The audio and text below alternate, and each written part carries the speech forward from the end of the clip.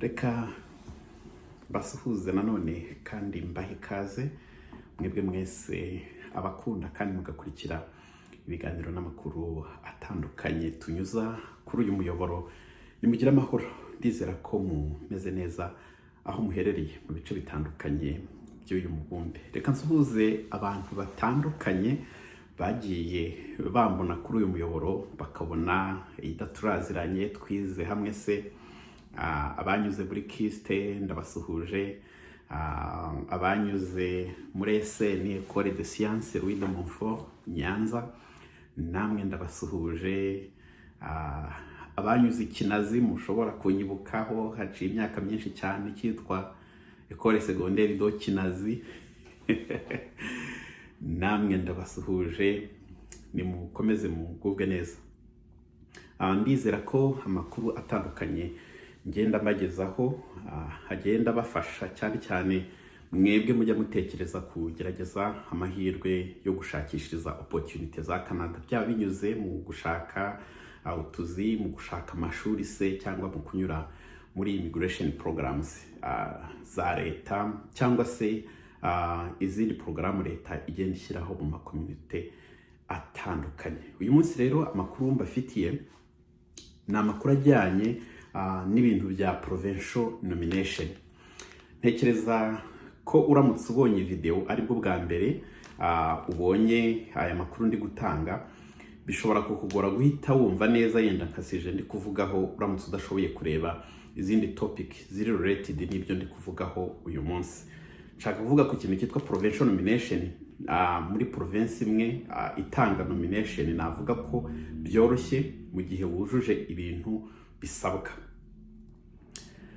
Nagiye mbisobanura muri video zashize. Iyo ubonye nomination biguhesha amahirwe ari hejuru cyane yuko ushobora kuba waba selected muri federal government, ukaba wahabwa permanent residence uramutse ubonye nomination ya province. Kuko iyo ufite nomination ya province biguhesha points agera kuri 600.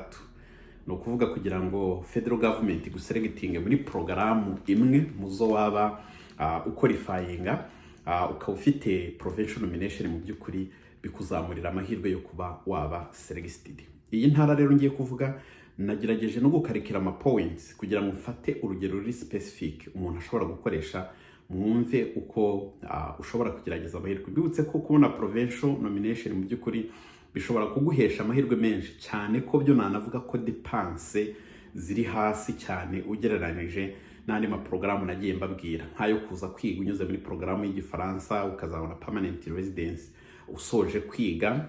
Nk'iyo ngiyo gusaba amafaranga kuko ugomba kuba ushoboye kwishyura ishuri no kwitunga hamwe n'umuryango wawe muzazana, ni muri uzazana n'umuryango.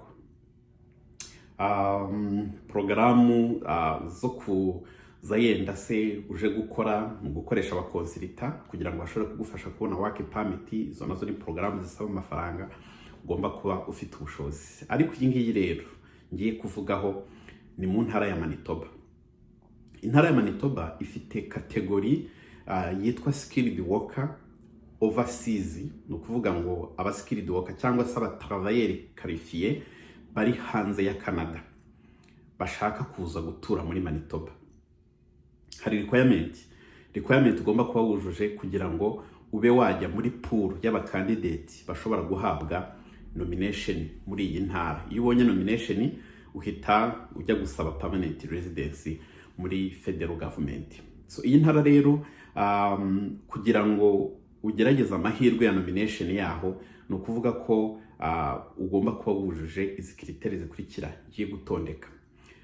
Nkuko programu zisanzwe mu bizi bakurikiza bafite fagiteri bakurikiza, hanyuma buri fagiteri bakagenda bayitangaho points.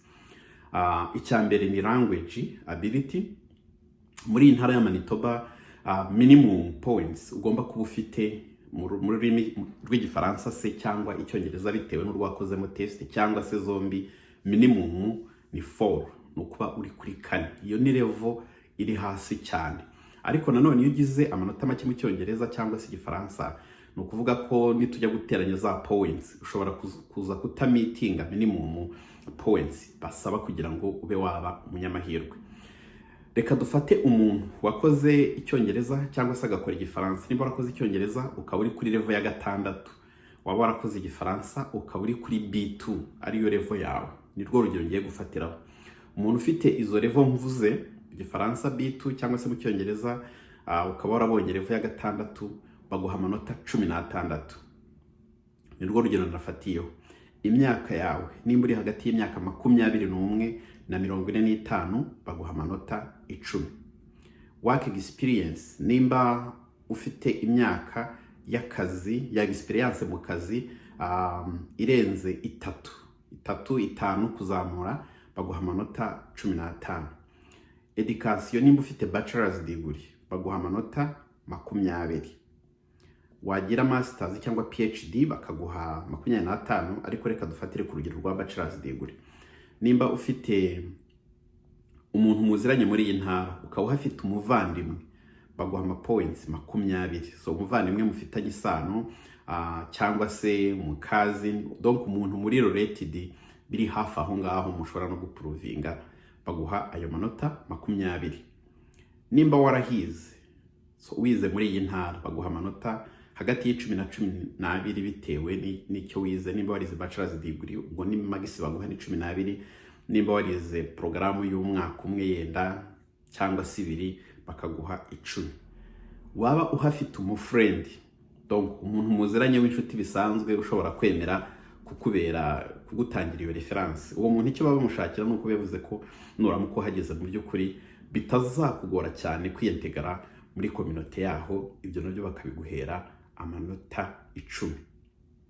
Waba rero wagiriwe umugisha wo kubona akazi muri twa community natangaje muri video navuzeho ubushize, nabyo bakabiguhera points 5. Ukuvuga uramutse ushaka kujya gutura muri twa community dutoya, ukaba yenda wanahabonye akazi, bikakongera ayo mahirwe yo kuba wabona ayo points. So ayo points rero nyateranyije iby'ibanze, iby'akazi mbikuyemo, ngashyiramo yenda ko afite umuntu muhaziranye, ukaba ufite bachelor's degree, ukaba ufite work experience mu kazi ukora k'imyaka 3-5, ukaba uri hagati y'imyaka 21 na 45, ukaba ufite language results B2 cyangwa se level 6 mu cyongereza, biguhesha amanota 71.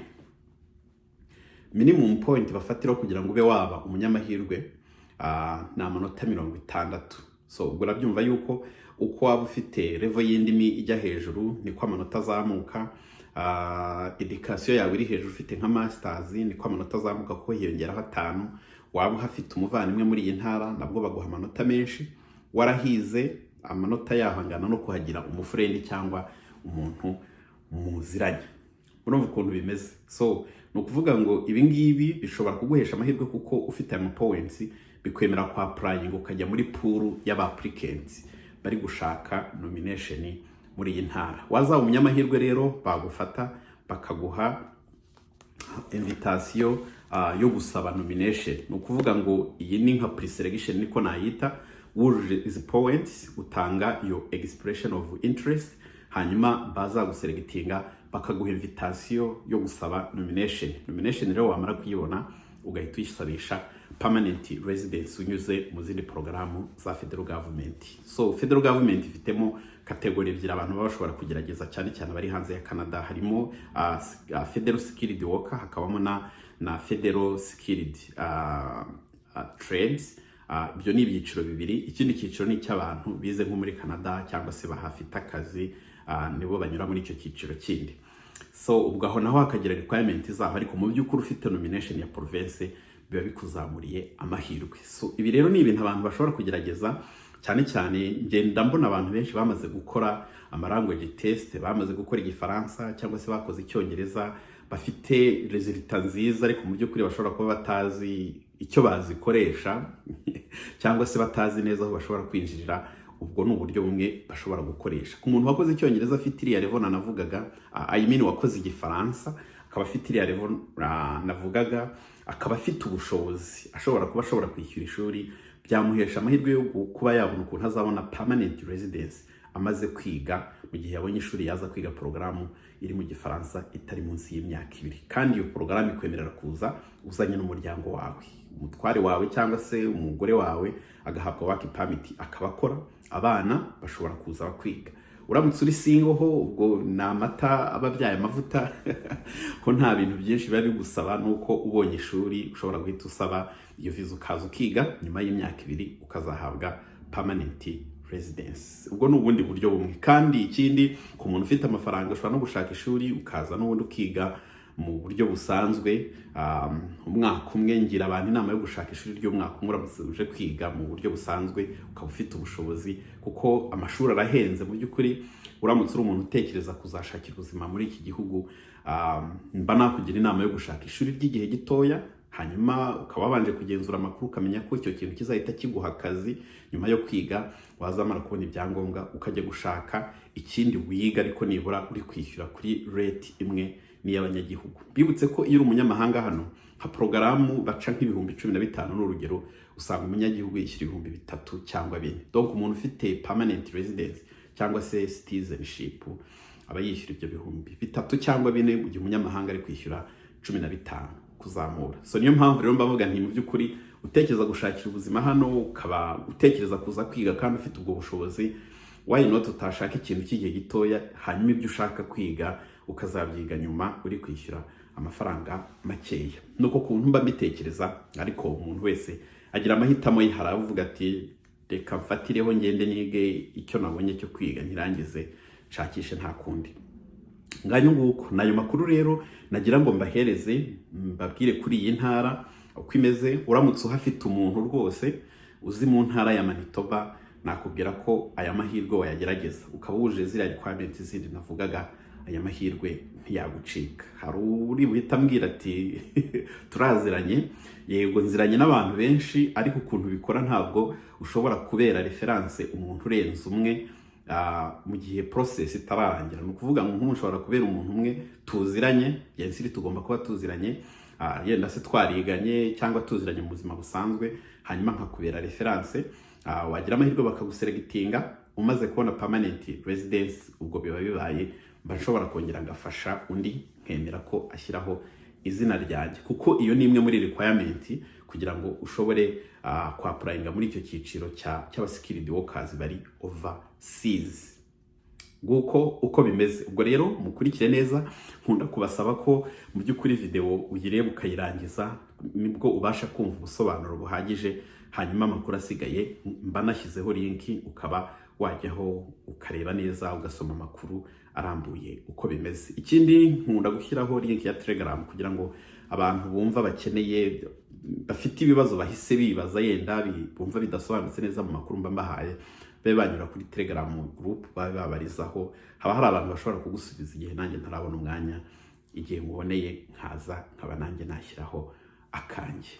Nguko uko bimeze, amakuru nayo ngayo. Mukomeze mukurikire, mukomeze mugerageze.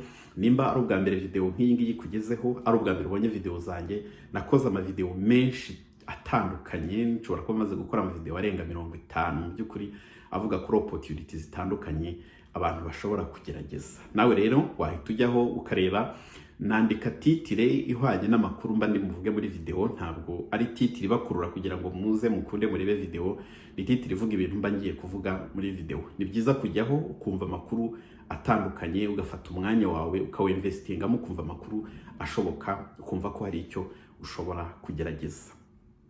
Nkunda kwibutsa abantu ko kuba warakoze language test, ufite resultat nziza, equivalence, ni ngombwa. Ibyo bintu bibiri nibanze muri porogaramu zose za immigration abantu baba bashaka kunyuramo. Hari umuntu wabajije ati language test zikorerwa hehe? Mu Rwanda harahari aho zikorerwa. British Council itanga test y'icyongereza, iriya IELTS tuba tuvuga, ntabwo nzi niba n'iriya TOEFL ihakorerwa, ariko iriya y'icyongereza ya IELTS irahakorerwa. International English Language Testing System irahakorerwa, ushobora kwiyandikisha ukagenda ugakora.